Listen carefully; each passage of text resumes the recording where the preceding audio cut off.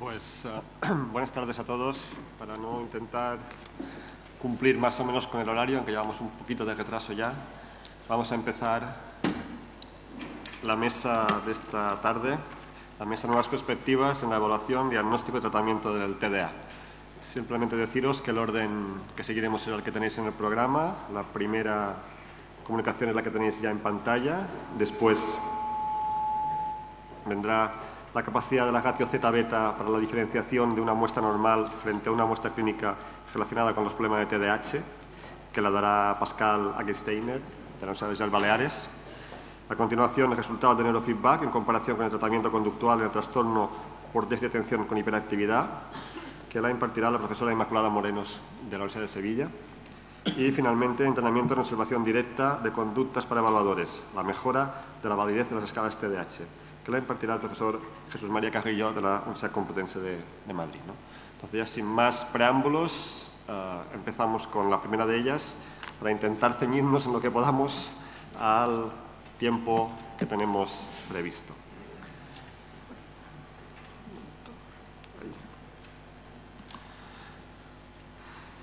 Bueno, en mi caso es una pequeña charla sobre el Sluggish Cognitive Tempo en el DSM-5.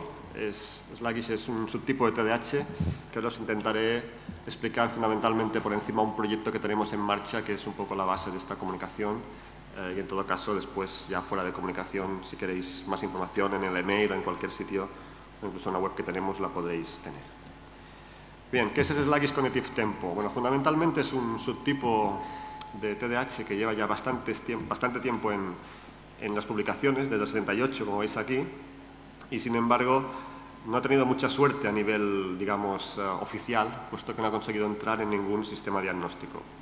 El DSM-4 estuvo a punto de entrar porque dos ítems llamados de inatención, los que tenéis aquí abajo, el niño a menudo parece soñar despierto y el niño a menudo parece enlentecido o adormecido, estuvieron a punto de formar parte de los criterios de inatención en el DSM-4, pero finalmente no estuvieron. Probablemente la principal dificultad del Sluggish es que es una dimensión que desde el AGE y colaboradores se ha venido hablando mucho de ella, pero nunca sin una escala clara de evaluación, sin un sistema, un procedimiento definitivo para su evaluación. ¿Qué diferencia el Sluggish del predominio del niño inatento, TDAH inatento? Que es algo que muchas veces aparecen como si fuesen exactamente sinónimos o parecidos. Bueno, son dimensiones relacionadas, pero no exactamente iguales. El Sluggish, en principio, es una dimensión que no tiene componente de hiperactividad e impulsividad y apenas tiene conducta negativista desafiantes, que son muy comórbidas con el TDAH también, con inatentos. Luego la cuestión es el SCT, el Sluggish, es un inatento sin ítems significativos en hiperactividad e impulsividad, que es otra pregunta que habitualmente se responde afirmativamente. La verdad es que no exactamente, puesto que aunque guardan relación, el Sluggish pretende tener ítems, traducido en comportamientos, disfunciones, relativamente diferenciados, correlacionados pero diferenciados.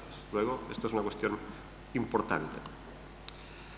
Bueno, ¿qué será el subtipo inatento restrictivo en el DSM-5? Es un nuevo subtipo, de los que conocemos los tres conocidos. Hay uno ya propuesto, está en la web de este nuevo manual, que está previsto que sea editado en mayo del 2013, dentro de unos 6 meses. Y se trata de un subtipo un poco especial, que también se ha equiparado a Sluggish, pero que, como veremos, no acaba de ser exactamente lo que se pretendía. Es un subtipo nuevo basado de momento, digo de momento porque es una propuesta, en cumplir mínimo 6 criterios de inatención y 2 o menos de hiperactividad e impulsividad. Entonces, la pregunta es evidente, ¿esto es Sluggish? Y la respuesta de algunos al menos es no. No, porque los criterios de inatención son los mismos para el TDAH combinado, para el TDAH inatento y para el TDAH inatento restrictivo. Como os decía antes, se pretende, se aspira a que sea una dimensión con sus propios ítems, lo cual pues marca una diferencia, yo creo, importante, al menos desde el punto de vista teórico y de investigación. Bueno, pues ¿cómo se mide el Sluggish si estamos ante esa diferencia? Bueno, aquí vienen las dificultades. No ha habido multitud de propuestas, os he sacado un ejemplo aquí de muchísimos artículos. Cada uno de estos es una medida de Sluggish diferente. Ítem diferente, número de ítems diferentes, no exactamente iguales. Hay dos propuestas que son las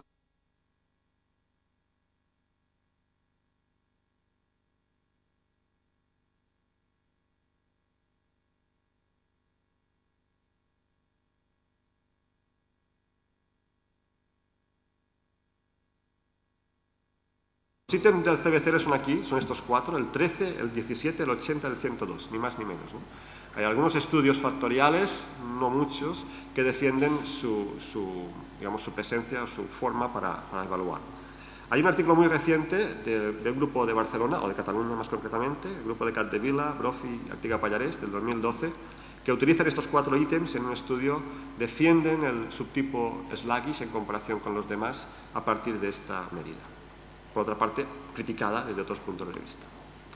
La escala de Penny es la que yo os quería hoy presentar. Esta es pues, del 2009, se inició con 14 ítems, pero se ha ido reduciendo en distintos trabajos. Uno de estos trabajos es el nuestro, es el proyecto sluggish, proyecto financiado por el Plan Nacional, y en el cual, pues yo creo que esta es la diapositiva más importante, os explico brevemente lo que se pretende. Es un cuestionario sluggish nuevo de 10 ítems, proviene de Leonard Barnes, un autor norteamericano que trabaja mucho en TDAH y ha hecho esta propuesta, y vamos a intentar su validación factorial. Entonces, la estructura del trabajo es, disponemos de 3 escalas, la nueva, la del sluggish, las del DSM-4 o DSM-5 que no han variado prácticamente nada, en atención y hiperactividad de impulsividad, que forman un único constructo, y en la parte de validez convergente y discriminante lo que intentamos es estudiar la relación que se muestre factorialmente diferente, aunque sabemos que guardará más relación con inatención que con hiperactividad e impulsividad. Y a partir de ahí, la validez externa, que se va a estudiar sobre 4 dimensiones: ansiedad de presión, hiperactivismo desafiante, insensibilidad emocional o rasgo psicopático y rendimiento académico. En estos puntos, las hipótesis son que el sluggish guarda más relación con ansiedad de presión y con rendimiento académico, y el TDAH más con negativismo desafiante, más dudoso con el rasgo psicopático, aunque puede presentar alguna, y con el rendimiento académico, aunque en menor grado. El estudio es longitudinal, a 3 años vista, se empieza con niños de 6 años y cada uno es evaluado en las escalas por 2 padres y 2 maestros, ¿no? Estamos en el primer año, hemos acabado ahora el primer test. Estos son los ítems del sluggish, no los voy a detallar, son más o menos los que quería presentar simplemente. Estos 10 se empezaron a estudiar en la muestra norteamericana y también los hemos incorporado en la muestra estatal. La muestra estatal proviene de escuelas de Mallorca y de Madrid, básicamente. Un ejemplo de ítem, por ejemplo, el sueño despierto, la escala está bastante más desarrollada que aquellas escalas típicas de un ítem de 0 a 5 y vas puntuando. Está el ítem y luego hay una explicación más o menos detallada para los padres y para los educadores para que tengan más conciencia de lo que están respondiendo. Este mismo sistema parece ser que se ha aplicado a las otras escalas TDAH con el DSM-5. Bueno, primeros datos factoriales, que es lo que más también me interesaba, comparación entre padres norteamericanos y, en este caso, madres españolas. Tenemos también padres y maestros, pero todavía no lo tenemos analizado. Veis muestras bastante grandes, 703, 726, diferencias, aquí van de 5 a 13, aquí todos son niños entre 6 y 7 años, de primero de primaria.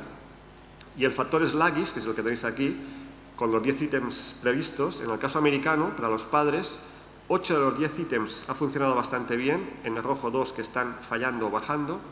En el caso español, 5 de los ítems están funcionando bastante bien, los 3 primeros menos, y los 2 últimos también han fallado como en la muestra americana. Con lo cual, de momento y de forma preliminar, porque son los datos prácticamente calentitos, ¿no?, sacados hace muy poco, nos quedaría una escala reducida en este caso, principalmente de una escala de 5 ítems, que son estos 5 que veis aquí. Un niño que pierde el hilo del pensamiento, que se confunde fácilmente, que parece somnoliento, que el pensamiento es lento, movimientos lentos, etc. Sobre ellos vamos trabajando. Y algunos datos empíricos, por ejemplo, ahí tenéis la correlación entre las escalas sluggish, tanto de 10 ítems como de 5, con inatención e hiperactividad, las escalas DSM-4, y como veis, como estaba previsto, la correlación en azul es más alta con inatención, más baja con hiperactividad e impulsividad, lo es tanto en la versión 10 ítems como en la versión 5 ítems. Y ya lo último, con los otros variables que os decía que vamos a incorporar, con 5 variables, os enseño algunos resultados, unos positivos y unos no tanto, ¿no? Por ejemplo, ansiedad y depresión, la primera variable, se esperaría que sluggish, que es la columna azul, tuviese más correlación, como veis no supera a las de hiperactividad, lo cual esto en principio todavía no va a favor de la hipótesis. En cambio tenemos 2 medidas de negativismo desafiante, negativismo con adultos, negativismo con niños. Ahí sí que veis que sluggish correlaciona bastante menos que las 2 medidas de hiperactividad e impulsividad. La amarilla en atención, la roja hiperactividad e impulsividad. Como veis, tanto para adultos como para niños. La insensibilidad emocional o rasgo psicopático están todas bastante bajas. Ahí, curiosamente, la inatención es un poco mayor, pero son, como veis, no pasas a 0,20, son bastante reducidas. Y en el rendimiento académico, aunque están bastante igualadas, sí que esta medida de Sluggish, como estaba previsto, supera, aunque sea por poquito, la medida de inatención. Con lo cual, algunos datos a favor, otros no tan a favor, son muy preliminares, pero al menos dan pie, junto a otros estudios, a que la línea de investigación se mantenga abierta y se siga buscando, recopilando datos. Bueno, y acabo ya, para intentar ceñirme al tiempo, con las conclusiones. Es la última pregunta, ¿no? La cuestión es, ¿satisface la propuesta de SM5 a los defensores del Sluggish Cognitive Tempo? Bueno, pues la verdad es que datos preliminares en muestras españolas y previos en muestras americanas muestran una cierta validez factorial de la dimensión Sluggish en muestras normales, por tanto, no satisface desde, punto de vista, pues desde este punto de vista, puesto que se aspiraba a tener un subtipo como mínimo con conductas, disfunciones o elementos propios en el DSM-5 y de momento no está. No está, aunque os digo que todavía hay presiones para que esté, o sea que no sé cómo acabará esto en mayo de 2013, es una pequeña incógnita abierta, una lucha interna en la APA, la Asociación de Psiquiatría Americana, entre los defensores de una vía o de otra. Desde el punto de vista clínico, el propio estudio que acabo de presentar de Barcelona, del grupo de Artigas, Pallarés y otros, apoyan, aunque con disparidad, con cierta disparidad, pero apoyan que puede haber una cierta presencia del subtipo SCT que sería diferenciable, incluso internamente, con respecto al subtipo combinado, ¿no? Por tanto, en conclusión, en este momento, y siendo un tema polémico, que es lo que a mí me interesaba deciros aquí, nosotros trabajamos ya un año, nos quedan 2 más, seguiremos trabajando en esta línea y nuestra línea es analizar, intentar ver exactamente si la dimensión Sluggish tiene entidad suficiente como para ser un subtipo dentro del macrocampo, del macrotrastorno que es el TDAH. Y nada, muchas gracias por la atención y pasamos ya directamente a la siguiente. Dejaremos las preguntas, si os parece, para el final, puede ser más dinámica la presentación. Muy bien.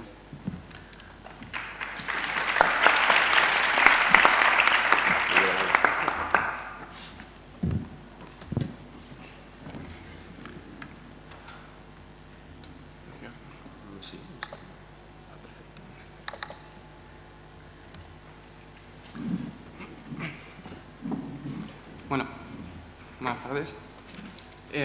Yo soy Pascal y voy a presentar la capacidad de la ratio zeta-beta para la diferenciación de una muestra normal frente a una muestra clínica relacionadas con los problemas de TDA. Y bueno, nosotros hemos intentado hacer un estudio en el cual intentamos encontrar un patrón electrofisiológico que intenta mostrar diferencias entre niños normales y niños hiperactivos.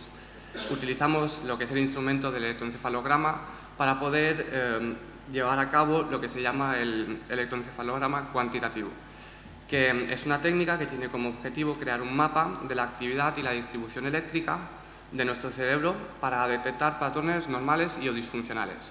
En cuanto al trastorno de déficit de atención e hiperactividad, se sobresalta o caracteriza que los niños hiperactivos tienen una ratio zeta-beta más elevada.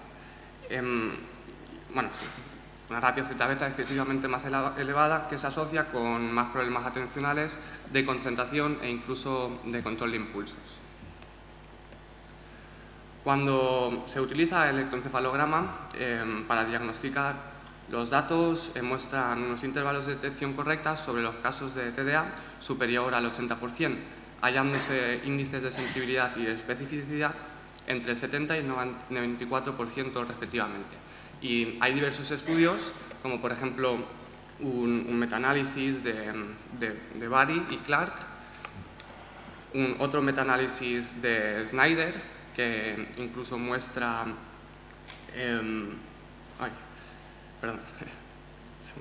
Y bueno, y luego hay otro estudio que es nuevo, del 2012, que también intenta destacar lo que es la utilidad del electroencefalograma a la hora de poder diferenciar niños hiperactivos de niños normales.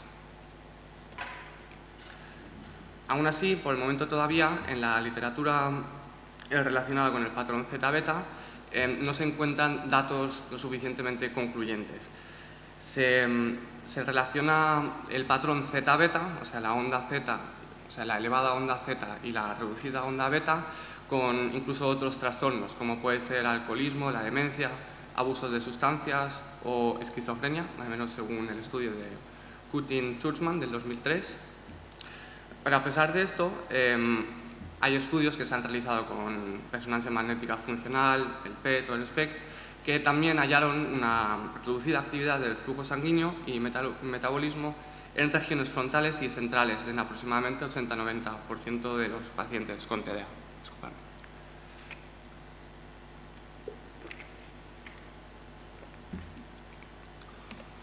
Y bueno, en cuanto a nuestros objetivos del estudio, como nosotros hemos llevado a cabo un estudio a la hora de aplicar el tratamiento con neurobiofeedback y niños hiperactivos, pues nos preguntábamos a ver si de verdad existe una diferencia en cuanto a la onda zeta y beta, es decir, la ratio zeta-beta en niños hiperactivos y en muestra control. Por otra parte, también en la literatura científica hemos podido observar que existe un patrón de madurez electrofisiológico, es decir, que a menor edad parece ser que la sonda zeta está mucho más elevada que cuando se es más mayor, es decir, que a lo largo del tiempo y a lo largo de la maduración, pues esto se va equilibrando y va disminuyendo lo que es la actividad de la onda zeta. En nuestro caso, nosotros hemos realizado un estudio con 98 niños sanos de 8 a 13 años y lo hemos intentado comparar con 29 niños con problemas relacionados al TDA, también entre 8 a 13 años. Nuestro instrumento de evaluación es un instrumento que se llama el BrainMaster, que es un electroencefalograma bastante simple. Se caracteriza por tener como mucho 2 electrodos para poder medir lo que es la actividad eléctrica y se usan 2 referencias, que son en las orejas. Hemos colocado nuestro punto de interés a la hora de medir la actividad eléctrica del cerebro, lo hemos centrado en lo que es la región central de la cabeza, es decir, CZ o FCZ, en función del sistema internacional 1020. Hemos utilizado un control automático de artefactos para eliminar variables extrañas, las impedancias las hemos mantenido reducidas por debajo de 5 kiloohms y el tamaño de muestra de electroencefalograma es de 256. El método que hemos llevado a cabo a la hora de llevar a cabo la evaluación, en cuanto a la muestra normal que hemos ido a los colegios, se les ha aplicado el DuPol para poder asegurarnos de tener sujetos sanos, y tanto se ha aplicado a los padres como a los maestros. Luego, los niños hiperactivos han sido evaluados por la Unidad de Asesoramiento Psicológico Infantil, la UAPI, y el Hospital Son Yat-Sen de Palma. En cuanto al protocolo de evaluación, hemos utilizado el protocolo que inició Lubar en 1995, que se centra en registrar durante 3 minutos aproximadamente, mirar un punto fijo, que es la cara, y el niño o la niña tiene que estar centrado y mirando la cara durante estos 3 minutos, y nosotros vamos recogiendo lo que es la actividad, leer una historia adaptada a la edad de los chicos o las chicas, escuchar atentamente. Después de la lectura, le hacíamos preguntas acerca de la lectura anterior, y luego ya la última evaluación es el test de Bender. En cuanto a los resultados, primero unos cuantos datos descriptivos. Nuestra muestra normal sin TDA tiene una edad media de 10,54 años, el sexo masculino representa 43% y el femenino 56%. En cambio, los que tienen TDA tienen una edad de 10 años, 79 son masculinos y 20 son femeninos. Entre la edad no hay diferencias entre el grupo. Y bueno, y aquí vemos lo que es el patrón madurativo. Y es una curva bastante bonita porque vemos que a lo largo de la edad lo que es la actividad de la ratio zeta-beta pues va disminuyendo. Vemos que hay significación entre los 8, 9 y 10 años comparándolos con los 11 años. Si comparamos, por ejemplo, 8 con 9, pues ahí no hemos encontrado diferencia, 8 con 10 tampoco. Pero lo que sí que se puede decir que a partir de los 11 años pues sí que marca una clara diferencia en los niños más jóvenes o que tengan menos de 10 años. En esta muestra, es una muestra de 78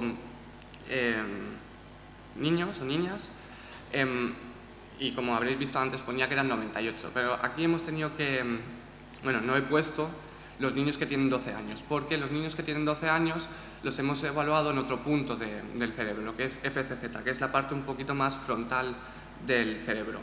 Y también, ya como decía la literatura, en la parte más frontal del cerebro hay una mayor expresión de lo que es la denominada ratio zeta-beta, por lo que si hubiese puesto el gráfico, los niños de 12 años estarían por aquí, pero eso se debe al cambio de la localización. Y bueno, en cuanto a poder diferenciar los niños normales del grupo control o niños normales comparado con el clínico, vemos en estos dos gráficos que hay una diferencia bastante interesante entre un grupo y el otro. Y también es significativo en cuanto a... Bueno, aquí vemos lo que es el gráfico de la ratio zeta-beta y luego aquí vemos lo que solo son las ondas zeta, porque se suele atribuir o se atribuye a que esta diferencia que vemos de la ratio zeta-beta se debe mayoritariamente por la sobreexpresión, por decirlo de alguna manera, en cuanto a la onda zeta. A la hora de... En cuanto a la muestra clínica, esta está compuesta por 18 sujetos que tienen TDA, o sea, tanto con hiperactividad o sin. Y luego hay algunos sujetos, 11 en total, bueno, 8 que tienen dificultades de aprendizaje y otros 3 que tienen otros trastornos, como por ejemplo el retraso mental. Si solo hacemos un análisis, quitando los 11 sujetos que no son puramente TDA, vemos que aún así la diferencia entre el grupo clínico y el grupo normal, o sea, sigue habiendo diferencias. Pero si nos fijamos bien, estas diferencias se van disminuyendo, ya no son tan elevadas como antes. De hecho, hay un problema a la hora de poder decir que la ratio zeta-beta diferencia claramente de lo que son niños hiperactivos y niños normales debido a la heterogeneidad que presenta el trastorno y las comorbidades. Por lo que si nos fijamos en estos 11 sujetos que no son TDA, vemos que empujan incluso, o sea, hacen más fuerte la expresión entre estas diferencias. Ahora ya, por último, ya para acabar, hemos realizado un análisis para poder diferenciar en cuanto a las tareas que hemos realizado en las evaluaciones. Porque a día de hoy todavía existen muy pocos estudios que han establecido un protocolo de evaluación a la hora de medir lo que es la actividad del electroencefalograma. La mayoría de los estudios han utilizado líneas bases, o bien con ojos cerrados o bien con los ojos abiertos. Y nuestro interés pues, más radicaba en que tiene que haber diferencias en unas tareas que son similares a tareas que se pueden llevar a cabo en el colegio, como por ejemplo es estar mirando un punto fijo sin tener mucha estimulación, leer o escuchar, o el test de Bender, que es reproducir unas imágenes que se ven. Y aquí se ve bastante claro que existe unas diferencias en todas las pruebas en comparación con los niños o grupo control y los niños clínicos. Y aquí vemos la significación que son asequibles en este sentido. Y bueno, ahora ya en cuanto a las conclusiones, encontramos resultados similares a la mayoría de los estudios que hablan sobre la ratio zeta-beta en cuanto al diagnóstico del TDA. Hay un exceso significativo de las ondas zetas. En cuanto a lo que es la onda beta, ahí no hemos encontrado diferencias, igual que la mayoría de los estudios publicados. Y bueno, observamos un efecto de madurez electrofisiológico, como ya se lleva diciendo durante mucho tiempo. Y en cuanto a la discusión, hay que tener en cuenta lo que es la evolución del electroencefalograma o de la energía que produce nuestro cerebro, por lo que la edad es un factor muy importante, cosa que nosotros en cierto modo nos ha costado controlar al tener una muestra reducida. Y bueno, y el patrón zeta-beta se considera como una anomalía inespecífica que puede deberse a otros trastornos o bien que hay un problema más de raíz, que hay autores que dicen que este patrón zeta-beta se debe a un elevado pico en la onda alfa. Esto ya es un tema un poco más complejo en este sentido. Y aquí unas referencias. Y nada, gracias por vuestra atención.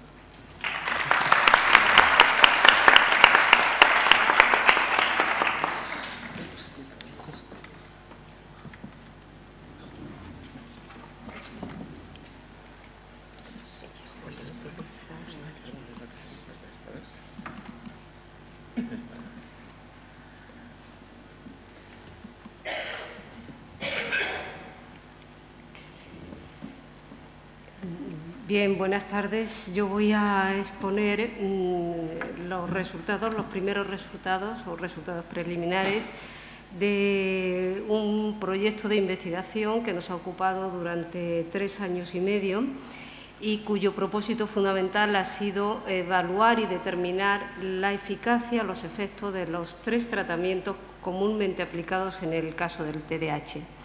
Este proyecto tenía la peculiaridad, lo habitual es que los tratamientos se administren de forma combinada, pero en este caso nosotros hemos investigado la posibilidad de administrar por separado tratamiento farmacológico, terapia de conducta y neurofeedback.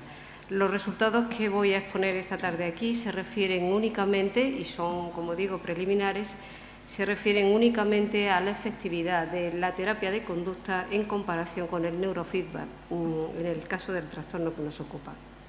Como les decía antes, los niños que han formado parte de esta investigación han sido asignados aleatoriamente a las 3 condiciones experimentales correspondientes a cada uno de los tratamientos conocidos. En nuestro caso, y por lo que se refiere a esta comunicación, les hablaré únicamente de qué ha pasado a efectos de resultados terapéuticos con la terapia de conducta y qué ha pasado con el neurofeedback, administrándose, eso sí, hago esta precisión porque es muy importante, cada uno por separado, es decir, los niños que fueron asignados a terapia de conducta, tratamiento conductual, solo recibieron terapia de conducta, y aquellos que fueron asignados aleatoriamente al grupo de neurofeedback únicamente recibieron neurofeedback. Bien, como mi compañero ha explicado en la comunicación anterior, el neurofeedback es un enfoque terapéutico que lleva más de 2 décadas administrándose para los individuos afectados con TDAH. Y que en síntesis consiste o pretende modificar el patrón electroencefalográfico característico de los niños con este trastorno. Hay numerosísimas investigaciones, o al menos bastantes investigaciones, que avalan la utilidad de esta modalidad de tratamiento en el caso del TDAH.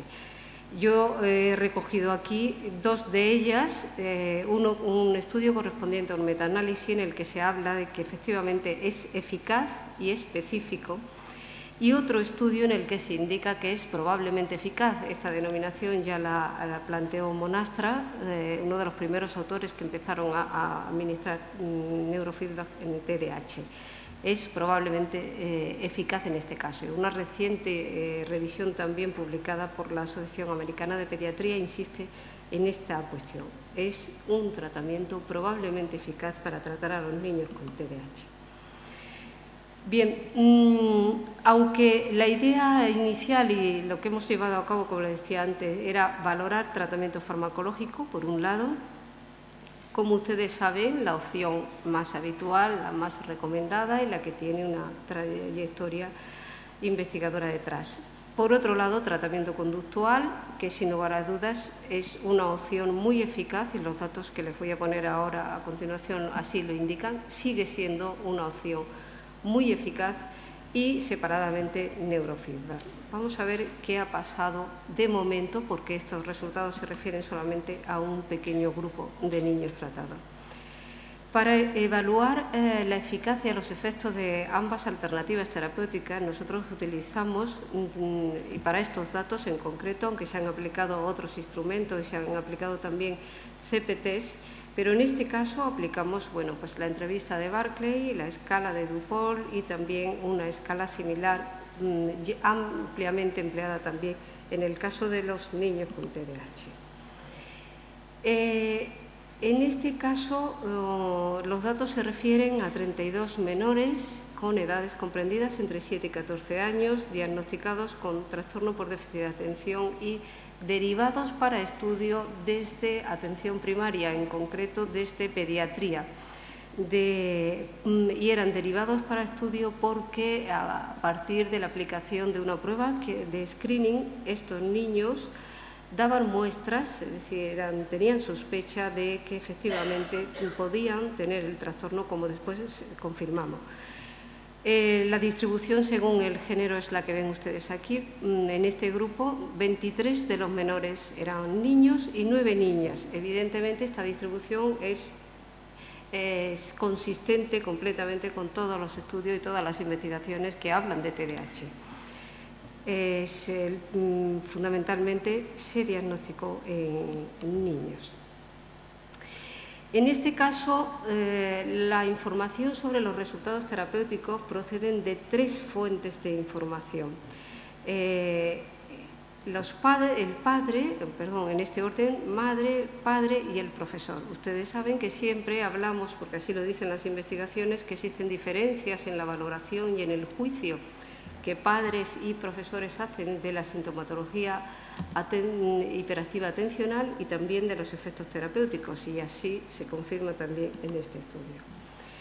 Bueno, como les decía antes, los niños fueron asignados aleatoriamente una vez que se confirmó el diagnóstico a, en este caso, las dos opciones de tratamiento que les presento. 16 recibieron tratamiento de neurofeedback mediante un protocolo Z-beta estandarizado, que han recibido 30 sesiones de terapia de 25 minutos de duración.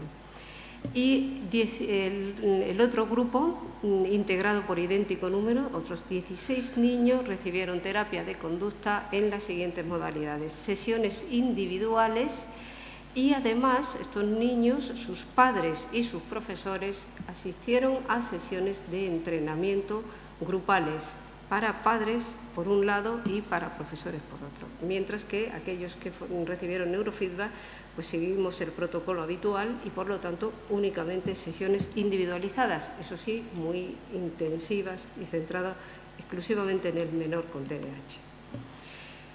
Bien, para ajustarme al tiempo les comento brevemente los resultados. Por lo que se refiere a la terapia de conducta, hemos hecho análisis de comparación intragrupo e intergrupo en todos los casos. No solamente lo que se refiere a la terapia de conducta y de neurofeedback, también lo tenemos hecho con el grupo de tratamiento farmacológico.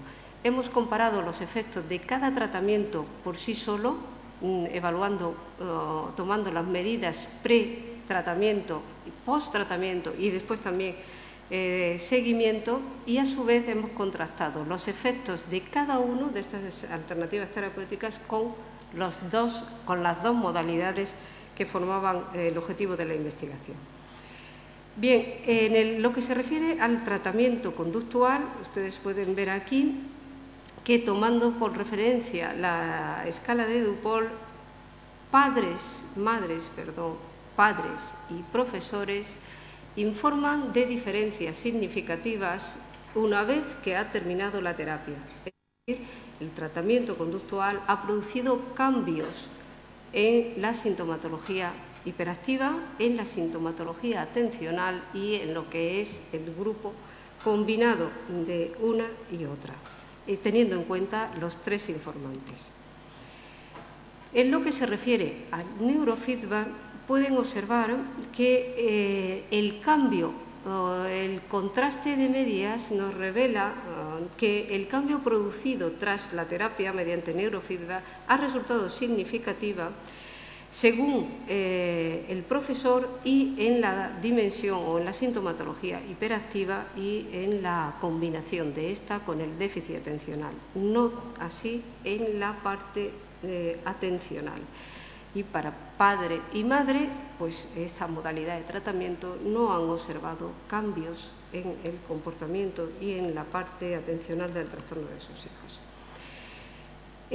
Cuando tomamos de referencia la otra escala, el ADES, observamos el ADES se administró únicamente a los padres y por lo tanto la información que aquí ven ustedes se refieren a esa fuente de información, a los padres. Bien, pues como pueden observar, en este caso hay diferencias significativas en neurofeedback según los padres y también en el grupo conductual, aunque la diferencia en lo que se refiere a la parte más motora del trastorno, pues esas diferencias fueron más evidentes.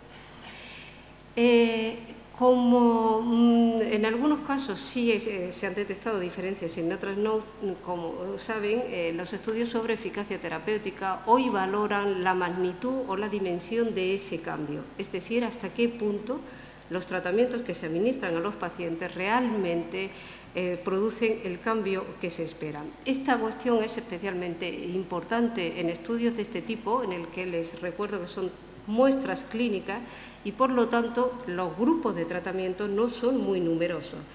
En consecuencia, es una cuestión muy importante que nos centremos en el tamaño de efecto para ver hasta qué punto ese cambio que en las diferencias anteriores han puesto de manifiesto en unos casos, pero en otros no, son significativas. Si tenemos de referencia, si observamos la información, los resultados relativos al tratamiento conductual, tanto de padres como de profesor, observan ustedes aquí que los tamaños de efectos son realmente altos. Como saben y como propuso Cohen, este autor planteó 3 niveles de tamaño de efecto. Menor de 0,20 no existía efecto alguno de las terapias. Entre 0,20 y 0,50 un tamaño de efecto bajo, hay cambio pero es bajo. Entre 0,50 y 0,80 el tamaño de efecto, el cambio es medio, y por encima de 0,80 estamos hablando de un tamaño de efecto importante, es decir, el cambio es muy considerable. Pues bien, en el caso de la terapia de conducta, cuando la fuente de información han sido los padres, pueden observar que están, en lo que se refiere a hiperactividad, sintomatología de hiperactividad y combinada, muy próximo a ese punto, ese nivel de tamaño de efecto alto.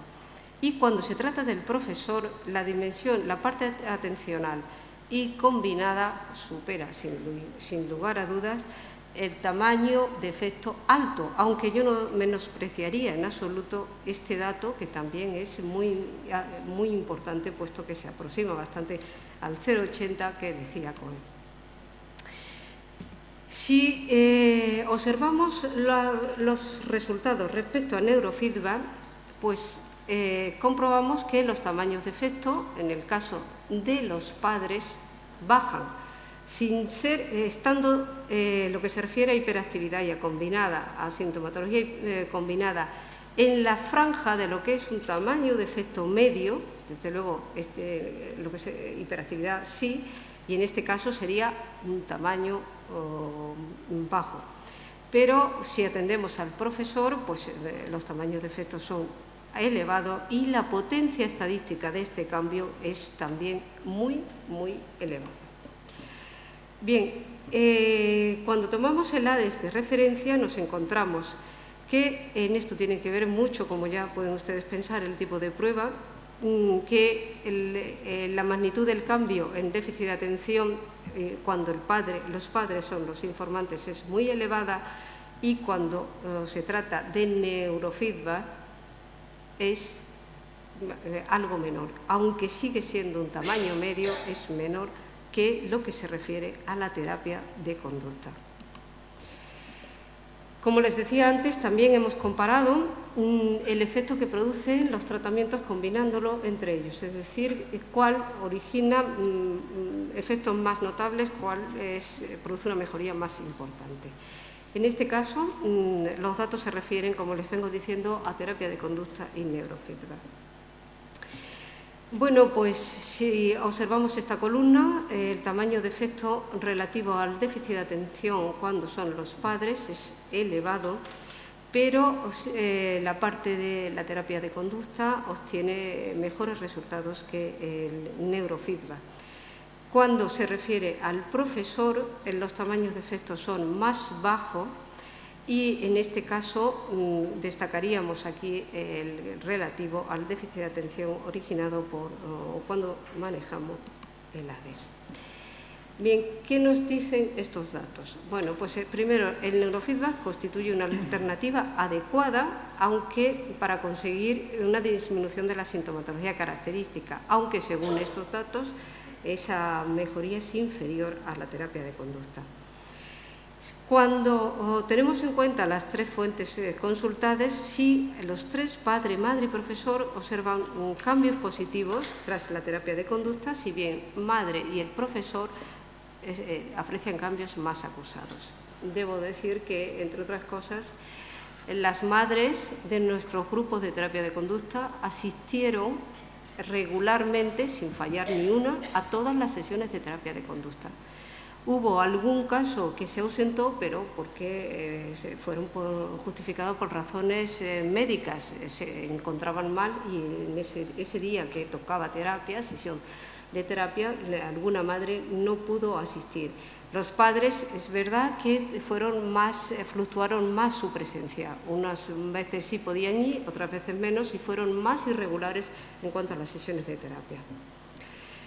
El profesor, cuando se informa sobre la mejoría del neurofeedback, se centra en la sintomatología hiperactiva. Los tamaños de efecto, el cambio logrado por la terapia de conducta son efectos elevados. Igual ocurre cuando hablamos de neurofeedback y es el profesor quien informa, y la comparación entre ellos revela tamaños de efectos elevados a favor de la terapia de conducta. Sin embargo, ambos tratamientos resultan similares cuando la fuente de información es el profesor. Y por mi parte nada más, no sé si me... Más o menos.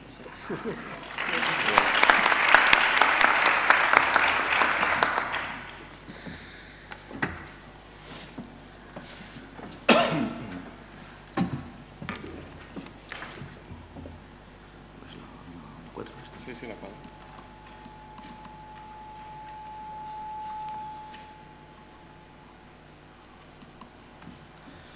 Bueno, buenas tardes. Nuestra comunicación quiere resaltar la importancia que puede tener el entrenamiento en observación para evaluadores. Muchas veces estamos dependiendo de padres, de profesores, para que evalúen la conducta objetiva, y muchas veces pues ellos valoran, como se dice por ahí por Galicia, asentimiento. Entonces, el entrenamiento en observación directa de conducta pues podría ayudar a mejorar pues la validez de las propiedades psicométricas de las escalas, y bueno, esto es un trabajo un poco práctico, pero creo que puede tener interés. La observación directa de conducta, por una pincelada histórica, se asocia históricamente con el conductismo radical de primera generación de Watson. Pero en esta orientación se descarta la personalidad, y la conducta aparece vinculada a situaciones específicas. Se distingue entre personalidad y conducta, y la personalidad se queda fuera. Esto pues fue retomado por autores como Skinner, que establece lo que Ribes Iniesta llama la triple relación de contingencia. Hay un cambio en el medio, a eso lo llamamos estímulo; cambio en el organismo, respuesta; y nuevo cambio en el medio, y a eso lo llamamos contingencia. Entonces, esto llevó a que se olvidase la distinción entre personalidad y conducta, que es muy relevante para la evaluación y el tratamiento, no solamente y sobre todo en niños hiperactivos, en los que la personalidad, entendida como repertorio básico de conducta, es fundamental. Por ejemplo, en muchos colegios lo que se hace es fijarse en la conducta, en función de la conducta se les excluye. Incluso se hace que estos niños pues se marchan del colegio, porque el tratamiento que intentan con estos niños es muy sintomático, muy dedicado a las conductas específicas. Pero su problema, estos niños, no está en la conducta específica, está probablemente en la personalidad entendida como repertorios básicos de conducta, ¿no? Entonces, esta distinción entre personalidad y conducta aparece ya como necesaria en orientaciones conductistas actuales, por ejemplo, en autores como Stas, como Byrne, si bien esta distinción se establece dentro de un marco de referencia conductual.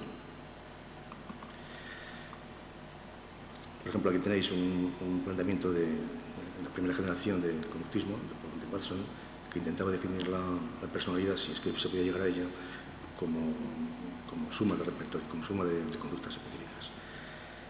Probablemente la orientación que ha distinguido bien entre conducta y personalidad, y yo creo que esto es radical precisamente de ese tipo de tratamiento, pues haya sido Arthur Stats, que pues, planteó un neoconductismo, lo que llamaba positivo unificado, teoría multinivel, etc., ¿no? Este tema lo podéis ver, si os interesa, en un libro pues, que es fundamental para esta distinción entre conducta y personalidad de Stat, y uno más reciente que acaba de salir, prácticamente todavía no está en los kioscos, que es el de Marvelous Learning Animal, en que relaciona el tema del cambio en niños y con diferentes problemas sobre la base de la distinción entre personalidad y conducta. La estructura de la personalidad que se plantea aquí, pues claro, está dentro de un marco de referencia que es conductual. Es a través de dos categorías sintomáticas fundamentales, que son conductas que el niño no tiene y debería tener, conductas que tiene y no debería tener, y el esquema se complica cuando estas conductas hay que analizarlas de acuerdo con tres repertorios básicos fundamentales. Uno sería emocional motivacional, pues por ejemplo, entrenar al niño en la capacidad de diferir reforzamiento positivo. Eso sería un ejemplo de repertorio en el que había que entrenar. O sistemas lingüísticos cognitivos, por ejemplo, la capacidad que tienen las palabras para controlar conducta motora, o el diálogo interno que permite también esto mismo, o repertorios instrumentales, el entrenamiento en repertorios de habilidad social. Y esto realmente es fundamental para este tipo de niños. Bueno, este esquema estructural, llevado a un esquema funcional, pues nos daría algo parecido a esto, ¿no? En que los repertorios básicos de conducta, que sería la personalidad planteada desde un punto de vista conductual, pues actuaría como variable dependiente y como variable independiente. Es decir, es variable dependiente en cuanto depende del aprendizaje pasado y está también dependiendo del efecto que tiene el estímulo actual en la conducta. Pero al mismo tiempo es variable independiente, en cuanto que está cristalizada, ha aprendido una serie de repertorios, va a tener un efecto de la conducta, y la conducta va a ser función de la personalidad entendida como repertorio básico de conducta y del estímulo. Y lo que ocurre es que muchas veces a este tipo de niños lo vemos desde la conducta específica, y es lo que tropiezan los educadores muchas veces, pues están fijando en esto y es imposible cambiarlo. En mi opinión, cambiar el problema de estos niños enfocándose solamente aquí, sin entender que hay repertorios y los que hay que entrenar para que la conducta sea adaptativa. Este sería un poco el esquema funcional que se dependía de esta orientación. Entonces, el entrenamiento en observación pues nos podría llevar, de acuerdo con este esquema, puede servir para topografiar conductas específicas para formular un objetivo de conducta y aplicar un tratamiento. Pero si la muestra es suficientemente amplia y estamos tocando repertorios, pues estamos trabajando en el ámbito de la personalidad y también para establecer hipótesis funcionales en los que intervenga la personalidad y los que intervenga pues, el estímulo. Entonces, cuando se valora el TDAH mediante escalas, entre otras dificultades que podemos encontrar es en la falta de definición de la topografía de las conductas. Y esto les ocurre pues, a los padres, les ocurre a los educadores, que necesitan pues, muchos test para que después esto se ponga en claro. Y, por supuesto, la falta de entrenamiento en el uso de observación y su registro. La utilidad de la observación directa de conducta en el análisis de la persona y de la conducta pues, nos sirve, por tanto, para trabajar en el lugar de la conducta específica, pero también para trabajar en el ámbito de los repertorios básicos de conducta, las conductas como repertorios que tienen un valor de variable independiente y pueden ejercer un papel causal sobre conductas específicas. También para matrices de interacción, para trabajar en la relación conducta específica medio ambiente y también para el control del efecto de tratamiento. Pero para ello, pues para que esto funcione, tenemos que ser capaces de entrenar a los evaluadores en observación. Esto, el entrenamiento de observación sistemática podría llevarles a discriminar mejor la topografía de las conductas consideradas y, por tanto, consiguientemente, las propiedades psicométricas de las escalas. E incluso pues, puede dar pautas para generar escalas reducidas de observación directa. Incluso, pues, por esta línea, podríamos incluso llegar a construir escalas válidas para niños menores de 7 años a través de la observación directa de conducta. Los ámbitos de aplicación, pues, en este contexto, pues, son medios directos naturales, en los que tenemos poco control de las situaciones, pues, por ejemplo, en un recreo, en un jardín de infancia. Observaciones directas en situaciones estructuradas, se pierde espontaneidad, pero permite una mayor precisión en la medida de las conductas consideradas. Observación directa al juego de roles, autorregistros, pues son básicamente los contextos en los que se puede aplicar este tipo de técnica. Bueno, el procedimiento de entrenamiento de observación nosotros lo hemos hecho en una observación estructurada a través de una cámara GESEL con alumnos de facultad. La cámara GESEL, como todos sabéis, pues es un habitáculo, está dividido por una pared en el que hay un espejo Entonces aquí se puede proponer un grupo de personas que están siendo entrenadas en observación sistemática, están realizando registros y dentro pues hay otro grupo de personas, 6 personas, que lo que están haciendo es una dinámica libre hablando de sus cosas. Pero aquí lo fundamental es que este grupo se está entrenando en repertorio y registros, en registro de observación.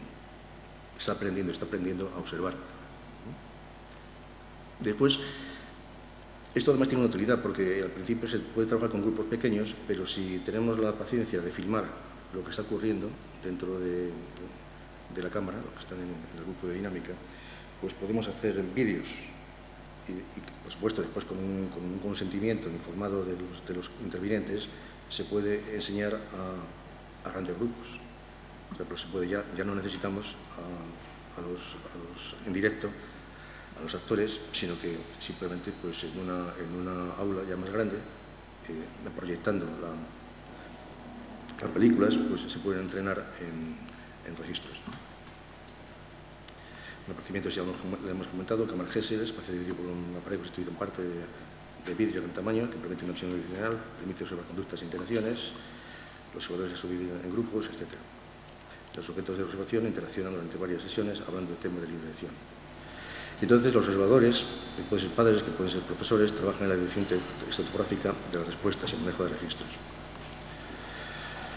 Los pasos, pues, los que se está entrenando es cómo se puede definir un objetivo de conducta de forma que sea adecuada para su medida, cómo se desarrolla un procedimiento de medida, decisión de cuándo hay que tomar datos y, sobre todo, evaluación de la fiabilidad y del sesgo del observador, manejo de registros, ¿no?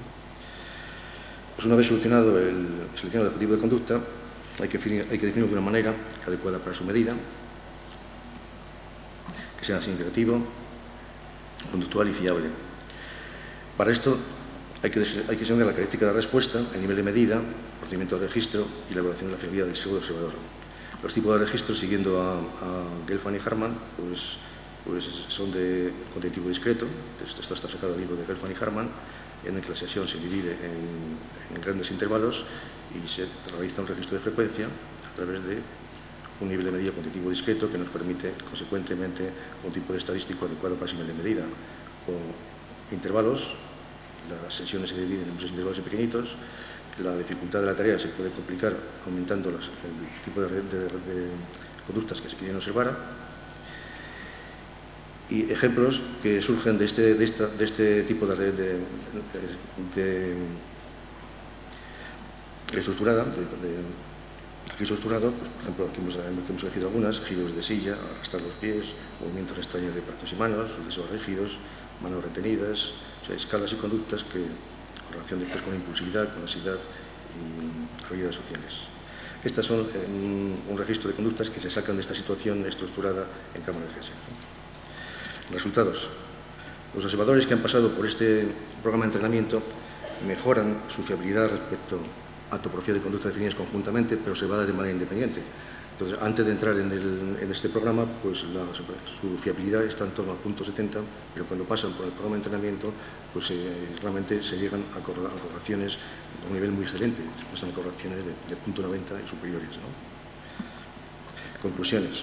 El entrenamiento de observación directa y sistemática de conducta permite superar las dificultades que se encuentran los observadores ante la falta de definición topográfica de algunos de los ítems de las escalas y falta de experiencia en el uso de registros. Mejoran las propiedades psicométricas de las escalas, porque discriminan más y pueden valorar mejor. Y podría ayudar a producir escalas reducidas de observación directa para la evaluación del TDAH aplicables a niños incluso menores de 7 años. La distinción, por tanto, entre RBCs, repertorio básico de conducta, y conducta es relevante para la evaluación y el tratamiento del TDAH. Gracias por su atención. Muchas gracias.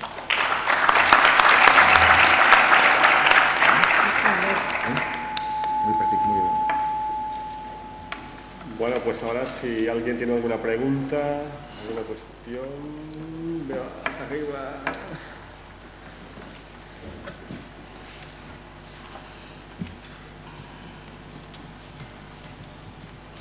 Buenas tardes. Mis preguntas son para la doctora Moreno de la Universidad de Sevilla. Vale.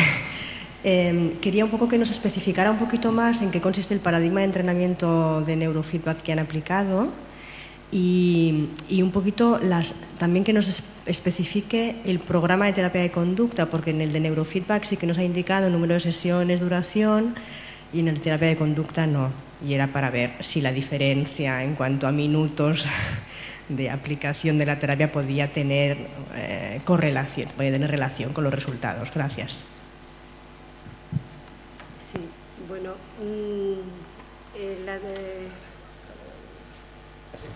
¿ahora sí? Sí.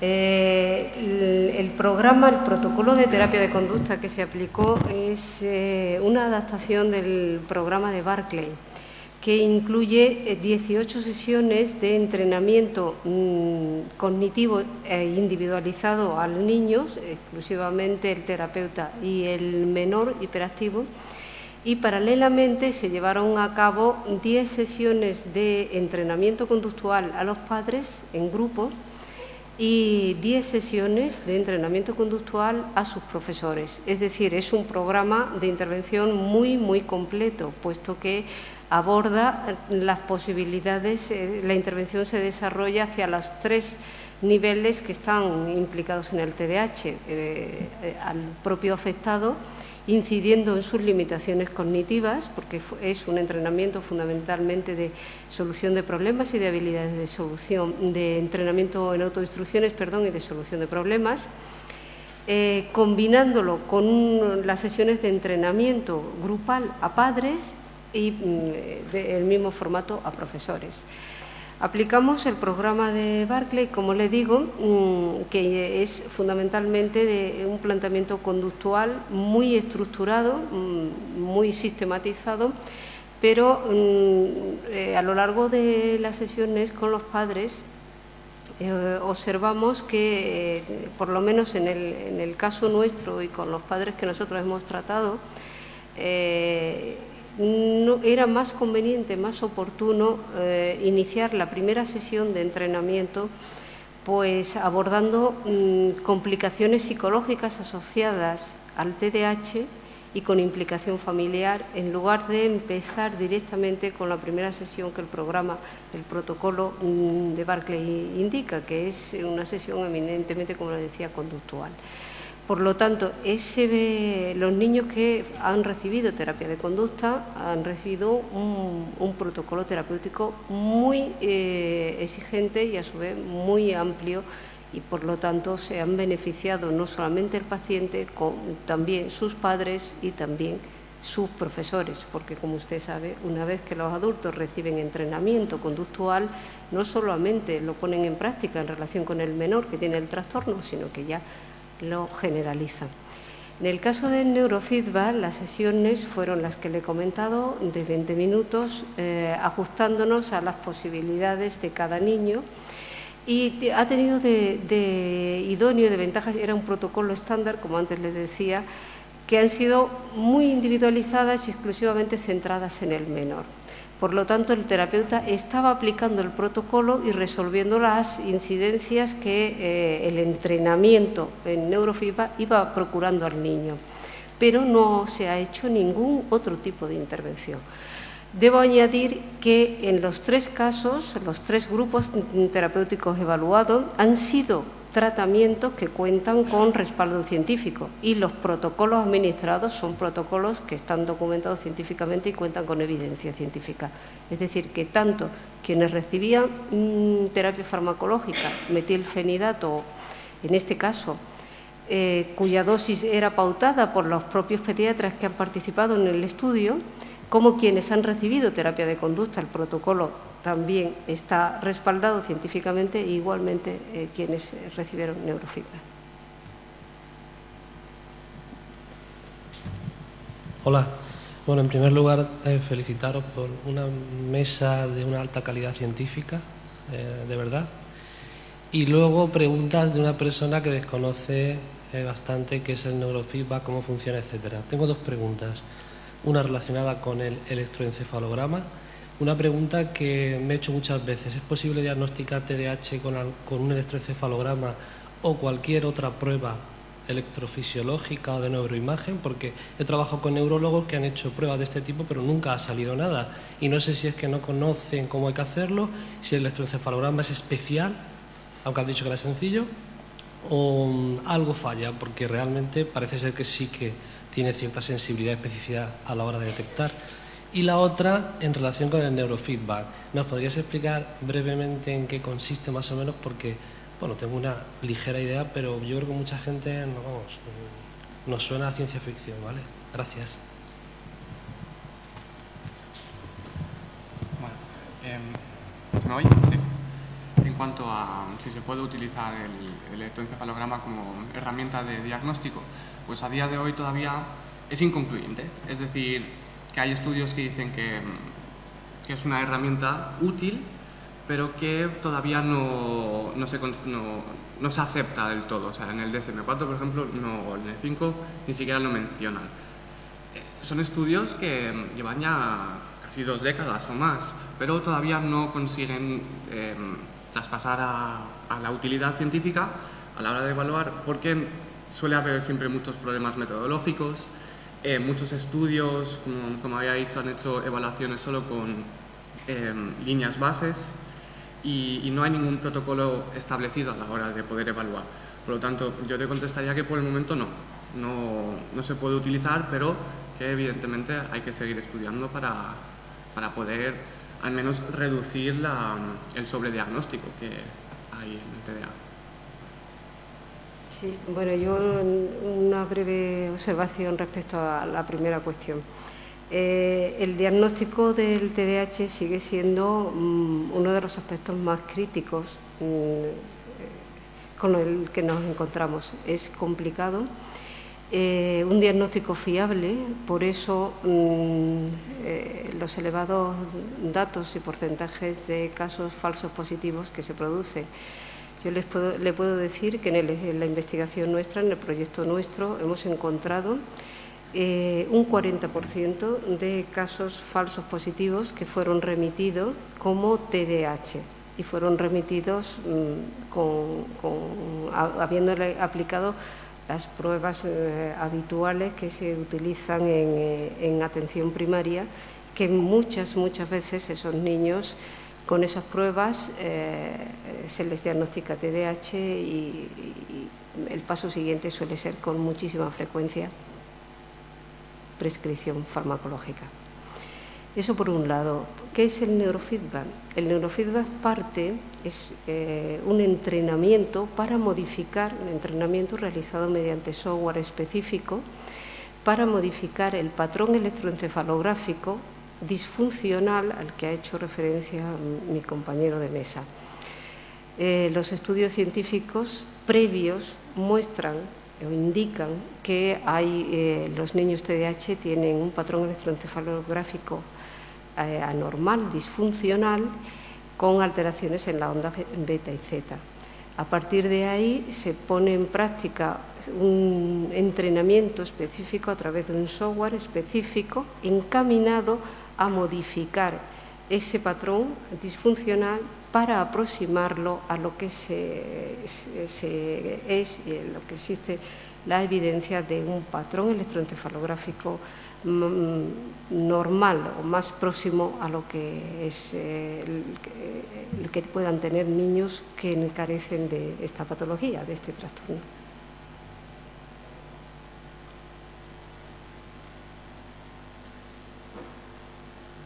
Una cuestión más. Perdón,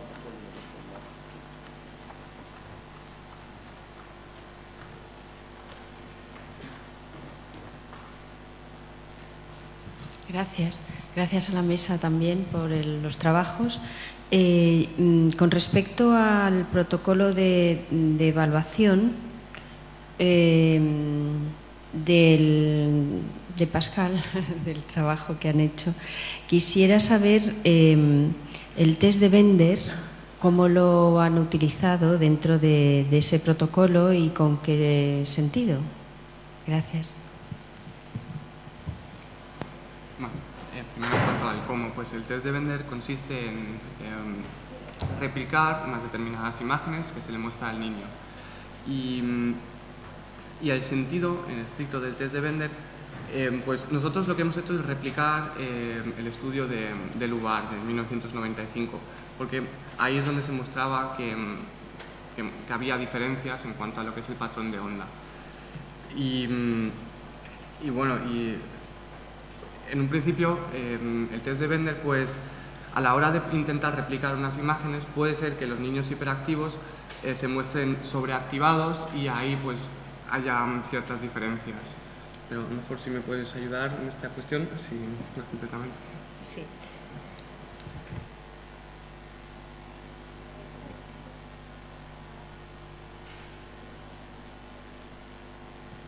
A ver, mi pregunta va porque es un test, efectivamente, de si lo conozco perfectamente, pues ya es muy antiguo, ¿no? Entonces, se ha utilizado de muchísimas formas y se ha utilizado también para detección de problemas de alteración neurológica, además de que es un test de reproducción que tiene que ver con aspectos visoespaciales. Entonces era por lo que quería saber específicamente cómo lo han utilizado, si desde esa perspectiva neurológica o de alteraciones neurológicas, ¿no? De representación de imágenes y a partir de ahí, bueno, eso es lo que quería saber. En el protocolo que hemos aplicado no se ha utilizado el test de Bender en su conjunto, sino algunas láminas, algunas figuras del test de Bender, porque el propósito era exponer al niño a distintas tareas mientras se iba registrando la actividad electroencefalográfica asociada a esas tareas. Una de esas tareas era realizar algunas de las láminas del Bender, pero no es que se haya aplicado el Bender con el propósito de evaluación electroencefalográfica. Quería preguntar respecto del Sluggish, si se llegara a reconocer este subtipo, ¿qué diferencias habría respecto a los tratamientos tanto a nivel conductual, farmacológico como neurofeedback que habíamos estado viendo? ¿Y si sería un subtipo dentro de TDAH o sería un diagnóstico aparte? Grandes preguntas, sin respuesta en este momento. Uno de los motivos del estudio del Sluggish es precisamente porque en este momento se supone que son niños que están subsumidos dentro del macro diagnóstico de TDAH y reciben un tratamiento estándar de TDAH, básicamente el psicofarmacológico u otros derivados del ámbito más psicológico.